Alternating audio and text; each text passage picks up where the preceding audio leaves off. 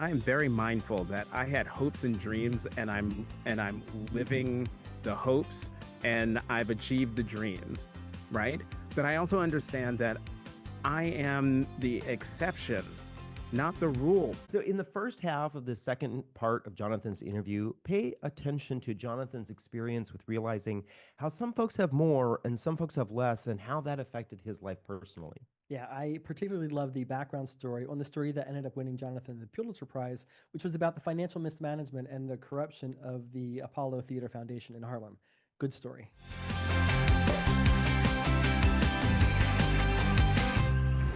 Welcome to Living Not So Fabulously, where unfiltered truth meets your bottom line with a faint sound of the Wizard of Oz soundtrack in the background. Jonathan Capehart is a Pulitzer Prize-winning journalist, MSNBC anchor, and former Washington Post opinion writer, known for his sharp political insight and fearless authenticity. As a Black, openly gay voice in American media, Jonathan has built a career speaking truth with style. In his new memoir, Yet Here I Am, Lessons from a Black Man's Search for Home, is a powerful reflection on identity, resilience, and finding home. We became fans of Jonathan and because he and David Brooks have probably the most sane debates, political debates, each Friday night on PBS NewsHour. So we're super fans, and we're super excited for this interview. Exactly. It's like having your daily politics in today's environment with a little bit of chamomile tea. Welcome to the show, Jonathan. Hi, John David, thank you very much. I feel like I should have a teacup.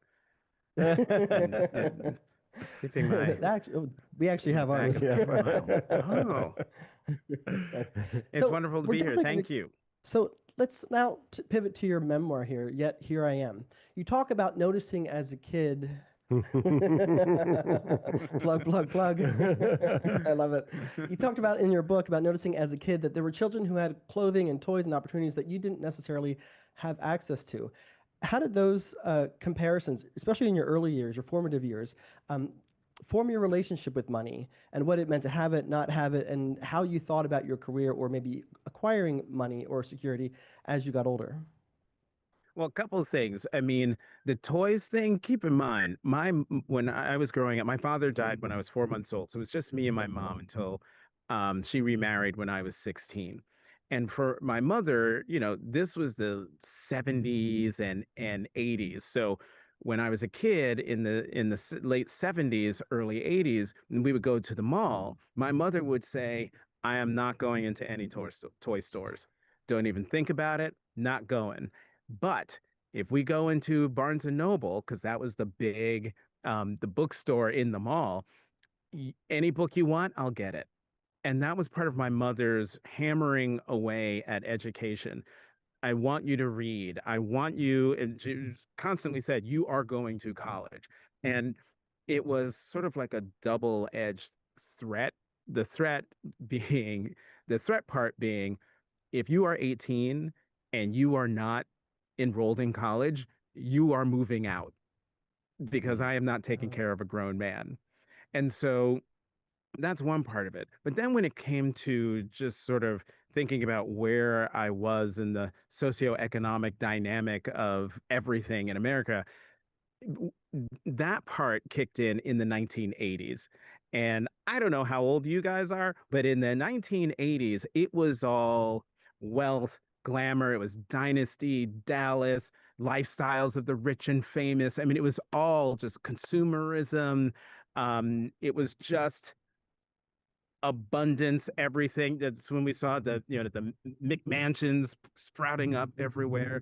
And so, I'm growing up in that time and looking around and I'm realizing, we're not broke, but we're not that. And so that was part of the dynamic. And growing up in that time, I think I write in the book that one of the guys I went to high school with in the last few years when we moved back to Newark School, Charles Wiggum, or Charlie Wiggum, or Chucky as he was known, very handsome, wealthy, prominent family in Newark, and he was a nice guy and we were friends. And I looked at him and I thought, I want to be him. I want to be handsome and rich. I put it plainly in the book. And I think I was about uh, 17, 18 years old when that was running through my mind. And what was it about that that resonated so much with you? What, the wanting to be rich, wanting not to have to seemingly worry about anything, be able to go where you want, when you want, buy whatever you want. Of course, that's the teenage imagination of what it means to be rich or what it means to be wealthy. When you get to this age, you realize, oh, you've got to work your behind off. Yes. Yeah. There are and no all that money comes with weekends. problems. Right. Well, maybe not problems, taxes. Yeah. Right. I do think that it's interesting, though, you were talking about, what you were talking about there is the ability to go where you want and do the things you want. That's one of the things that John and I talk about, especially for the queer community, is that wealth gives us options. And for a lot of LGBT people right now, especially, the option to be able to say, I'm not going to live in this state, or I'm not going to live in this household anymore because I have the financial ability to say, I'm going to remove myself from this toxic environment, is so important.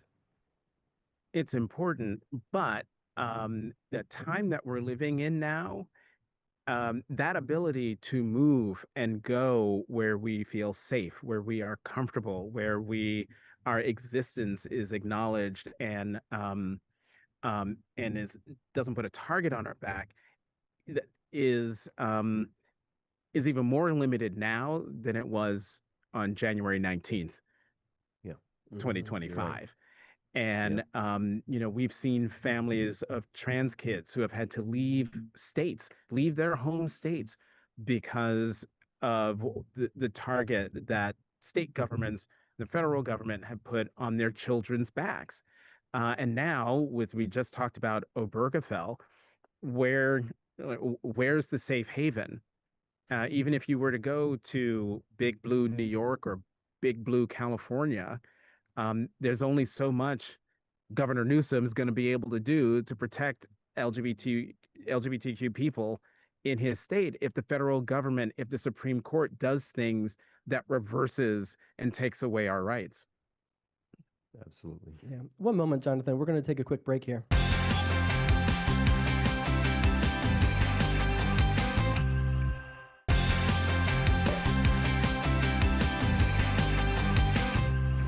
Welcome back to Living Not So Fabulously. We're back talking with the author of the new book, Yet Here I Am, Lessons from a Black Man's Search for Home, political journalist Jonathan Capehart. plug. I can't resist. Sorry. No, it's your PR person. People are training you well. So, as a Black, openly gay journalist working in a predominantly white, straight male space, how did you learn to protect your confidence and yourself when you were essentially the only one in the room? I mean, part of it is naivete, growing up and, being surrounded by family and other people who told me you can do and be whatever you want. When I was growing up, a big head news nerd, and telling everybody in my family, I'm going to be a news commentator as early as age 10. And I can only imagine what they thought as I said that, how crazy they must have thought I was, because they're at that time and still today, at that time, there were no writers, no journalists, no television reporters or anchors, no one in television in my family. I am the only one who's all of those things. And yet no one in my family said, no, you can't do that. Or no one planted the seeds of doubt that I would be able to. I mean, if anything, my mother would just listen to me and she would say, well, I know you'll do it. And she had no idea how I would do it. Neither did I. I had no roadmap, a big dream and no roadmap. And so, that's just one part of it. But you push, you get into these rooms and you see that you are the only one. Now, you have to keep in mind, my growing up, by the time I got to the New York Daily News as an editorial writer and, was the only Black person in the room, or by the time I got to the Washington Post. And for most of my time on the editorial board, the only Black person in the room, I grew up being the only Black kid in class. And so I was used to being the only one. And when you grow up being the only one and you move from grade school to high school to college to the professional world, you have built up a way of being, a way of existing, a way of navigating those spaces that, I think maybe gave me a tiny bit of an advantage over someone who didn't have that same upbringing. But that's not to say that, it's terribly easy, because it is very much like walking a tightrope in the middle of the night in a rainstorm and it's windy. Yeah. Yeah. So it sounds like you built up a muscle over time Yeah. and have been able to execute on that. Right. I really appreciate your sharing the fact that your mother wasn't putting up barriers for you. Even I think even today, when we have friends or colleagues and they share something with us that they want to do, many of us lean into, yeah, whatever, probably not, and in our way that we maybe express that to them, good luck with that. Those kinds of comments are not necessarily reinforcing with, yes, you can do what you want to do. And I think we maybe all need to check ourselves when somebody is sharing their hopes and dreams with us. Yes, because remember, those are hopes and dreams. And we have to remember that, and I am very mindful that I had hopes and dreams, and I'm living the hopes, and I've achieved the dreams, right? But I also understand that I am the exception, not the rule. Most people have their dreams beaten out of them, and rhetorically beaten out of them, either by people casting doubt on their dreams or they think they are trying to protect them or trying to put get their expectations in check. And by doing that, are planting these seeds of doubt into the mind of the dreamer. And suddenly the dreamer is having doubts. Well, maybe, I don't know, am I smart enough to do that? Maybe I'm not as good. Maybe I don't come from the right family. Maybe, and this is the one that drives me crazy. Maybe, well, I don't want to seem like I'm getting too big for my britches. I'm sorry. This is America. Yep. Right. You have to. This country has a lot of issues and a lot of problems, but the one thing that it has done, it has allowed the dreamers to really run and achieve their dreams. And I've seen way too many people allow their dreams to be snuffed out. And if anything, I tell young people, I tell mid-career people, I even tell myself, what's the thing that you're passionate about? What is it? And it doesn't even have to be professional. We put so much emphasis on success and dreams being tied to money, being tied to finances, when it could be that someone's passion, what they really care about is they want to be an actor. They want to be a regional theater stage producer. Success, to me, is however the individual defines it for themselves. And if that person feels like they are the richest person on earth because they jump out of bed in the morning just to do that thing, and it brings them such fulfillment, how is that person not successful? How are they not? Right. And so you are right, David.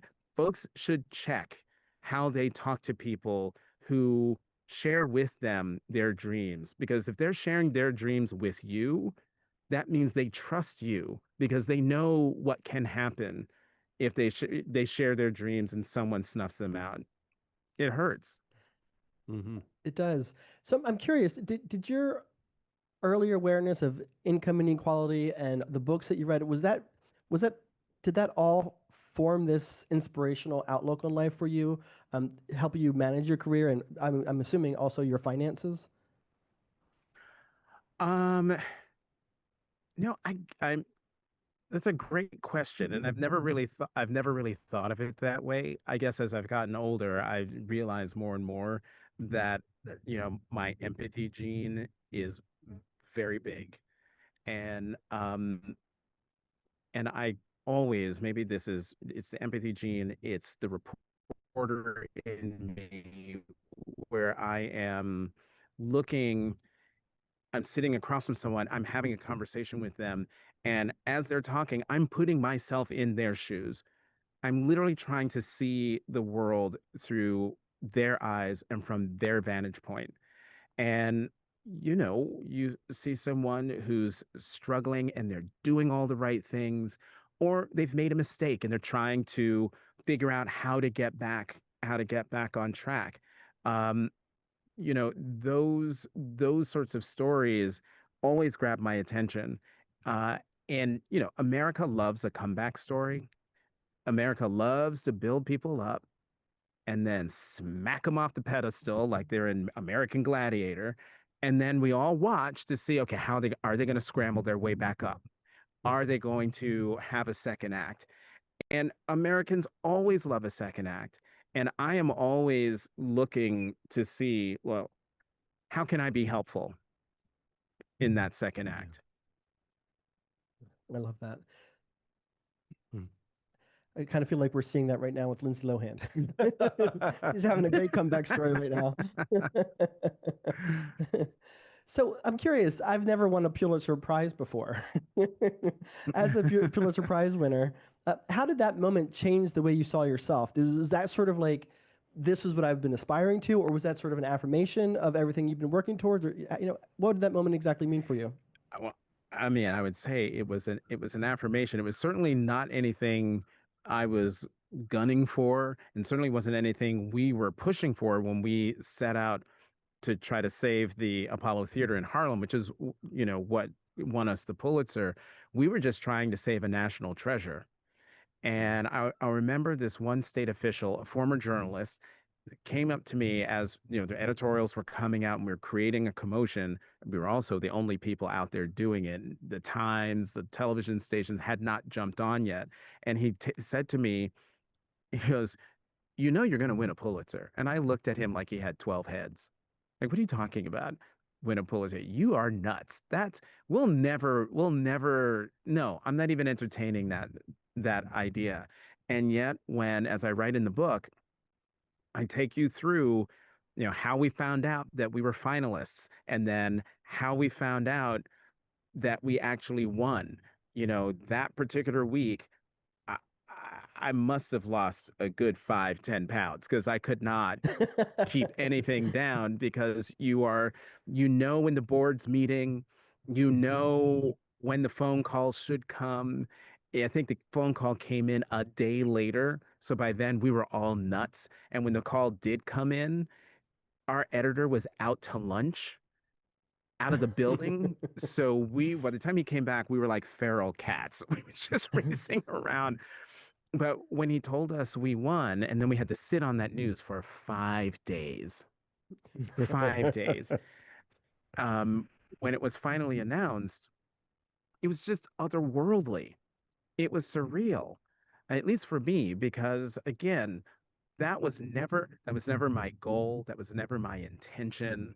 That wasn't even on, what is that board the kids do now? The vision board. Vision board. That wasn't on there. There was no vision board. So to have it happen, to win the Pulitzer it was one of those things where I had to pinch myself and just like, can you believe this? There's also an expletive after that, but I won't say that. So I'm curious, I'm going to do a callback here. We just got done talking about how we need to start checking ourselves when our friends or family are aspiring toward a dream that seems otherworldly to us. What would Jonathan Capehart today say to the Jonathan Capehart who looked at that guy with, like, he had 12 heads, thinking that winning a Pulitzer Prize was not an option? Interesting. Well, the key thing is, that was him saying it. That wasn't me saying, wow, we're going to win a Pulitzer. But I think if I were to go back to that conversation, which was in 1998, So we're going back a ways. I'm not very good at math, but I know that's like 30 something, almost 30 years. I would say don't be so quick to discount what he's saying, because what you're doing, it's important, and the Pulitzer Board might agree. So keep that as an option. Yeah, have some faith. That's what I was looking for. Have some faith. I think Jonathan's story, specifically his career, highlights how there are unique challenges with different demographics, and that it's important for us, for those of us who have privilege, to use that in ways that we can help others. Yeah, I think it's important for us to all realize that we all have some platform, especially today in this current environment. We all have a platform of some sort. To the extent that we can use it to help others, the better for all of us.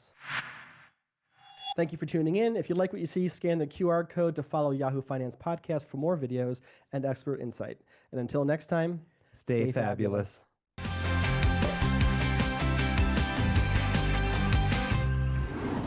This content was not intended to be financial advice and should not be used as a substitute for professional financial services.